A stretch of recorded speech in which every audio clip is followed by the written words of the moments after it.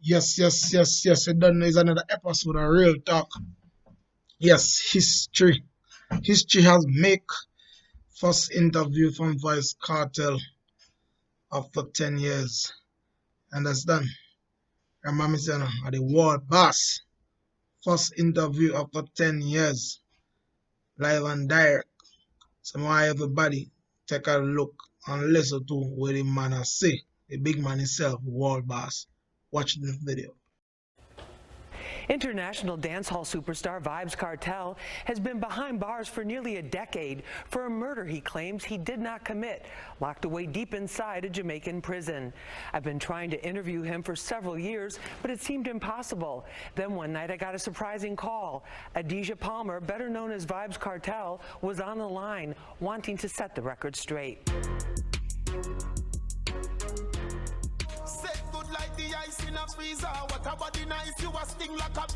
vybz Kartel is many things, an incredibly prolific artist in the dancehall reggae genre who's managed to dominate the music scene despite being locked down. He's a charismatic entertainer whose nickname World Boss hints at the respect he's given on the streets. He's a champion of the poor and a convicted murderer whose claim from day one he was framed. His talent, drive, intelligence, and wicked wit have never been in question. Now the only question is whether his last legal appeal to the highest court in the UK will determine he was convicted based on falsified phone evidence. A lot is on the line. He could be a free man by 2022 or an inmate for 30 or more years. It's enough to send anyone into depression, but not vybz Kartel. I hope you're hearing me. Yes. As you look around the cell that you're in right now, can you describe for us what that looks like? It's dark. It's hot.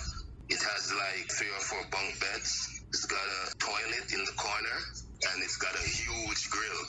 Lots of metal. It's like a dungeon, but it's instead of being in the cellar, it's in the attic. I'm actually in the roof. You say you're in a better place mentally than physically. A lot of people would find that hard to believe.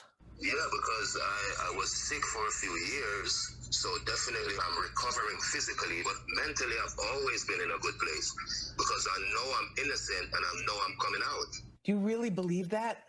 Yeah, of course I believe that. And to be totally honest, the system really wanted me thrown away. It was never about me being charged for a murder. It was about getting rid of vybz Kartel, not Adidja Palmer, the person.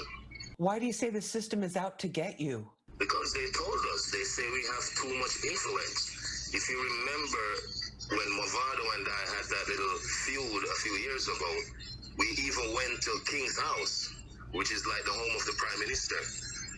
And they were telling us that, oh, we're leading the kids astray, and if we don't stop what we're doing, we're not going to get any permission to do shows and stuff like that. So it has always been about the influence that vybz Kartel has. The dancehall music genre, like gangster rap, does not shy away from lyrics that talk about guns and street violence, as well as sexually explicit content. How do you keep your spirits up in prison? That's a good question. That's why I said I'm more mentally in a better place because I read a lot, I write a lot. You know, I watch movies, I listen to music, and I've met people here that are cool, like cool people that we can talk about stuff. You know, good friends along the way. So that's how I spent my time. You've had a lot of songs come out since you've been incarcerated. About how many songs have you written during this last decade that you've been behind bars? Lots of songs I can't even count. At one point, I was sending out like 3-4 books a month because when I write the songs, I usually send the books out when I get visits. Thousands of songs, really. And I know all of them are not going to be able to get released maybe in the span of my career, but you know, I just keep writing and writing. It makes me better. Are you concerned that the conditions there are going to impact your health? I'm basically just thinking about going home now because everything is drawing to a close, so I'm not really worried about my health as much. I'm doing much better, you know, so it's all good. Kartel's attorney, Isaac Buchanan, filed a fresh evidence appeal based on the findings of a British digital expert who found that his cell phone had been tampered with prior to his trial.